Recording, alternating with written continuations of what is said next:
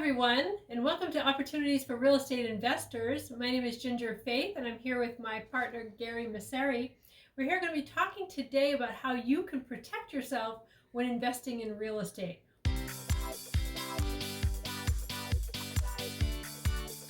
So, Gary, tell us a few ways that you have experienced over the years. Gary's been a builder for a number of years, and very recently we've been working together doing the luxury market here in Silicon Valley. So Gary, tell us some ways that you feel is imperative for people to protect themselves when thinking about getting involved with real estate, particularly in redeveloping real estate. You know, all investments, Ginger, are risky. We know that, right? Of course, it's risky when you're in the stock market. But what I like about real estate, and where I think you get a more secure investment, is you have a solid security. You have a tangible asset that it's tied to. So, as an example, when somebody invests in real estate, they're going to get what? The same information and the same documentation that the banks offer them. So, what does that mean? So, if somebody invests in real estate, they literally become the bank. That means they get a promissory note, a deed of trust with rights of foreclosure. Okay, that's very powerful, as well as to be a lost payee on the insurance policy.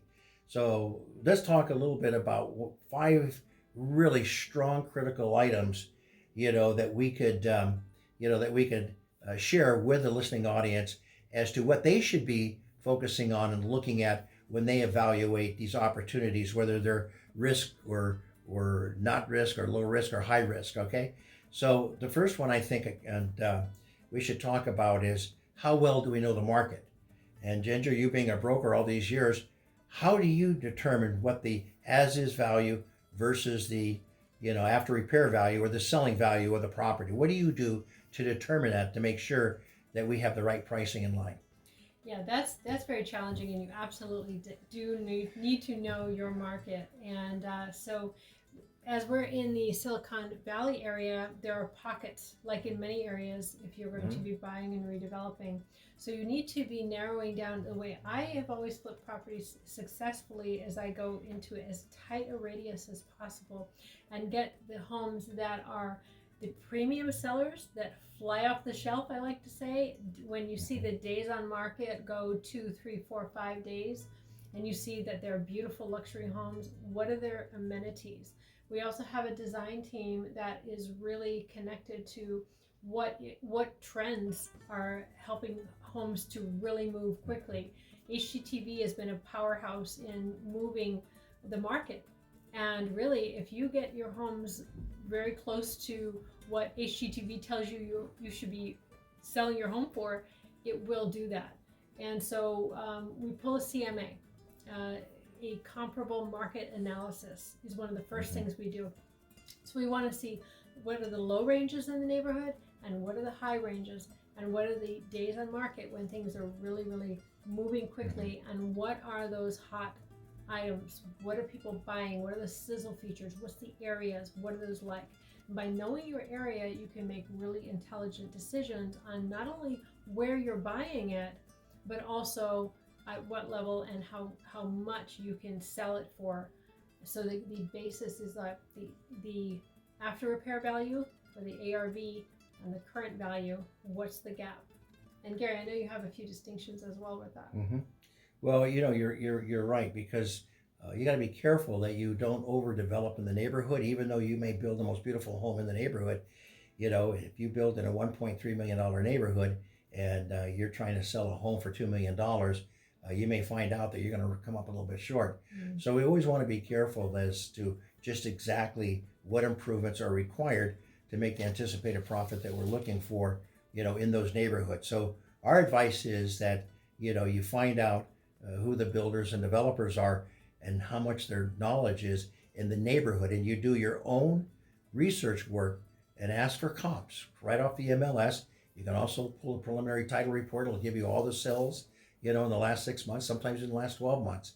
So look at that as well. So those are some good tips. Determine, are these, the people that you're thinking about investing with, are they overdeveloping for the neighborhood? That's the number one concern that I have. Second to, doing a good marketing comparable analysis, you can always call your local broker and get what we call a broker price opinion. All right. So again, let me go over this. It's very important. Look at the comparable market analysis, pull a preliminary title report or a property profile that gives you all the sales, and then get the third one is a broker price opinion. Now, what else can we? What's another way that we can make our investment safe or give you the information to make a decision on a safe investment? Well, what about the scope of work, Ginger? I mean, that's always important. What what are you going to do to a home? We just bought a home for 1,700 square feet, and we're going to add 1,300 square feet. That's a lot of square footage to make it a 3,000 square foot home. Yeah. So tell us a little more about why scope of work is so critical in making a safe investment. Scope of work is critical. One other thing I wanted to mention about the broker price opinion or the CMA is if you're brand new to this, hire an appraisal. For $300, we don't have to do that because our builder was an appraiser. We've been in the market for a long time. But if you're new to this, I would recommend that you hire an appraiser to see what the value is today, if you're really serious about the value and needing to know the value. But as far as the scope of work, SOW, like we call it, this is a critical thing. And if you have talented people with you, this is another thing I would highly recommend, that get talented people who are contractors, who know the market, know the materials. Now, over the last 3 years here in the Bay Area, materials and labor has gone up exponentially because of the building boom and the low rates, low prices. So our contractor just said he bought one piece of redwood for $90 recently. So understand that scope of work, cost to build could vary you unless you act very, very strategically. And if you don't know what you're doing, find a team that does know what they're doing. So we're lucky because we have contractors who've been in the business for 40 years, and they're currently on the pulse of what is happening. So for example, we were looking at this house that we're working on right now, and we're just in the beginning phases, but the architect had decided to put another 500 square feet using the back of the home going into the backyard. Well, the contractor was looking at the entire thing, and we're talking between ourselves, and we noticed that in the front, above where the roof line is, there's an additional 400 square feet right in the front that already has a foundation. It's got some framing, it's got some trusses. It would just have to be repositioned. Now, does it make sense to utilize this extra 400 square feet with no foundation? I mean, with a foundation, no foundation work needed, etc. Or does it make sense to do 500 square feet in the back right from scratch? Yeah.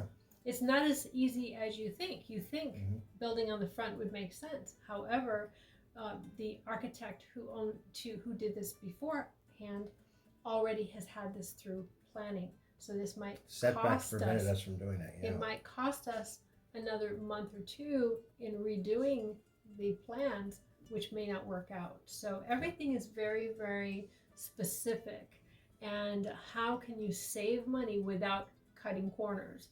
That's a critical thing. So have a team. We're really excited because our team is like that. Like, how can we deliver high end value, but not have to pay for high end when it's not necessary for structural integrity? Do we have to pay $40,000 for a chandelier, or can we find that same beautiful chandelier for $2,000? I like the $2,000 chandelier. Yeah. Anyway, you need to save money. Yeah. It's like budgeting in your own life, right? Yeah. How can you save money? Those are very good tips, Ginger. I appreciate that. And that story was excellent example. There's other things that we look at too. I'll give you an example. We have vendor relationships because we build so many homes.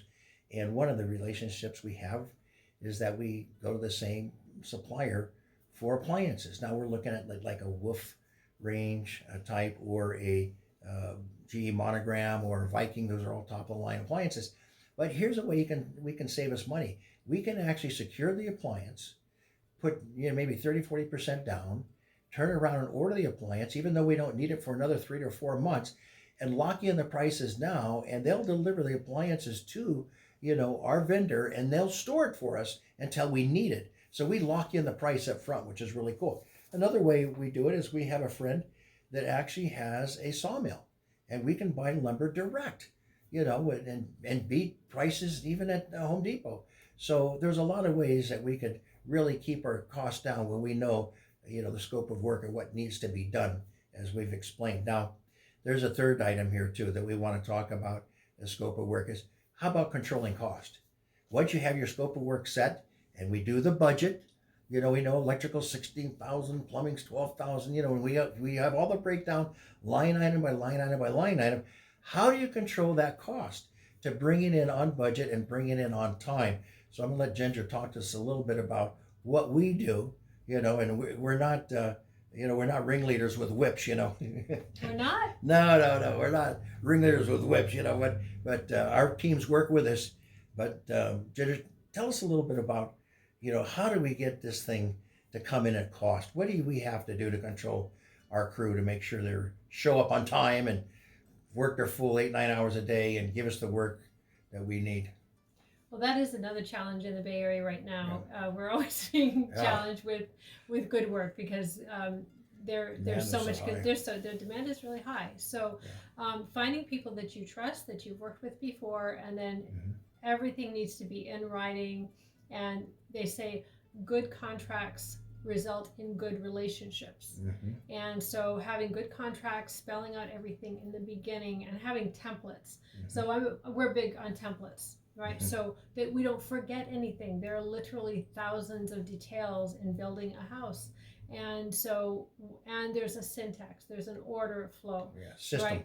Right. So you don't put on the drywall and the sheetrock before you put in the electrical and the plumbing. For example, that would be the obvious, right? That would be obvious. But we've seen the stranger things happen, right? Yeah. So, So there's an order and a syntax. Number one, working with professionals. So if you get a professional contractor in there and they know what they're doing, they will look at a place and they have Terminator glasses on their eyeballs where they can see X-ray vision of everything and how it's laid out immediately. And that is of super high value. So get an amazing team that will help you to control budget, and then also intend and make sure that the timelines are adhered to. Checklists, we're big in checklists and calendaring, checklists, scope of work, organized details, because when you're in the middle of the project, time is really money. Exactly, it's really money. You really start understanding what that means when you're paying out hard money to your investors, and even though we invest in our own projects, we still don't want them to go overboard on timing, because we want to get that thing on the market in top dollar shape as soon as possible. So Ginger's right. I mean, we have really great systems that we use, and what's the best use? We don't want to pay somebody a high-end finishing carpenter that makes $65-$75 an hour, have him sweep the floors at night. So we'd rather pay somebody minimum wage to sweep the floors and keep this guy, doing our trim work at the end. So it's all how you position yourself, and again, the systems that we use to control it. The next step is we write ironclad contracts, and in those contracts, they have to give us the timeline. Is it going to be a week, 2 weeks, or 3 weeks? And we tell them, look, we're not going to push you to do it quicker and faster. Of course, we want you to do it quicker and faster, but we want quality work. We want committed timelines, but we want truth. We want actual timelines that you feel that you can do this in an 8-9 hour day, working 6 days a week. And they tell us that. Now, we write the contract, whereas if they don't meet that deadline, even though we allow them that allowance and some contingency in that contract, those contract dates, if they go over 1 day, we charge them a per diem interest rate. So that means we deduct that from the contract if they're over 1 day, 2 days, or 3 days. Now, we also offer them a bonus if they come in 2, 3, 4 days earlier to get it done. While still giving us quality. Yes, quality. We're on the site, we inspect their work. We're not there every day looking over their shoulders. We're out there 3 times a day. And Ginger's out there, I'm out there. Not a day, a week. I'm sorry. Maybe my wife would never see me, So it's very important to keep your budget on. Again, keep your cost in line on budget. Another example, when the inspectors come out, everybody stops working to see what No. We meet with the inspectors. The contractor meets with the inspectors. our workers continue to work, okay? And we want to make sure that we work with the planning department to make sure that we understand what their pet peeves are. What are they looking for? So we know exactly when they come out what to expect. So we never want to flunk an inspection. That just wastes total time. You know, pay interest on that, wasted dollars towards your crew. So you want to pass your inspection. So that's another way to do it. All right, so we write iron contracts and we give them bonuses and so forth. Now, that's probably the 5 main critical items about managing, our budgets and also controlling the contracts. So we want to talk to you about what we call a concept that we use called forced appreciation. Now, why do I want to explain this?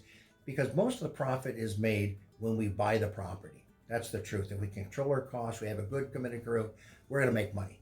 So forced appreciation is simply taking 30% off of what we call ARV, after repair value, or the anticipated selling price. Those are all the same terms. We take 30% off. Never in the state of California, and I was born here, have we ever seen real estate drop below 30% in a 12-month period of time. It just doesn't happen. So as an example, COVID came along. We lost 3 months on the last property we just sold about 3 weeks ago, and when we were building it, but we were hedged against that because we bought the property so low. Here's a property we bought for $860,000, about $400,000 of rehab in it, and we sold it for $1.8 million. So just to give you an idea how that forced appreciation works, we take 30% off the top, we subtract the repair cost, and that's what we call our maximum allowable offer, our MAO, our maximum allowable offer. So we buy the properties right. Now, we have a whole, what I call acquisitions department, and we have inner circle of realtors that work with builders like us and companies like us, and they bring us a constant flow of these properties, which is really, really critical to have and maintain a continued growth in our company. And that's why we're encouraging people that want to invest in real estate to look at our company, making the high returns, better than market returns, offering safe investments, and to learn more about how you can invest in private money and, again, sleep at night and not worry about losing everything. Mm-hmm. So, Ginger, what do you think? You think we got it pretty well dialed in? Yeah. Thanks, Gary. This is very interesting, and so hopefully this has helped you to understand the basics. We have more to educate you about next week about this, but we're excited about our new project. It's going well so far. We're due to close in just a little bit over a week, but we're gathering up all the documentation. Our contractor's excited, and we're excited. So next week we'll continue our discussion about safe investments and how to make sure that you're protecting your wealth and growing it. So this is Ginger Faith from REI Fortunes with Gary Messeri, and we'll look forward to seeing you next week. Hey guys, and last minute thing here too. If you need to have a counseling session with us or a Q&A, ask some questions, always go to our website at reifortunes.com. Let me say that again, reifortunes.com, and right there you can schedule appointments with Ginger or myself, and we'd be glad to give you as much time as you need to understand about how to invest safely, either with us or other investors. It doesn't matter. We're doing this for you. Be sure to make an appointment with us, okay? So we'll see you next week. Happy investing. Happy investing. Safe investing. Yep.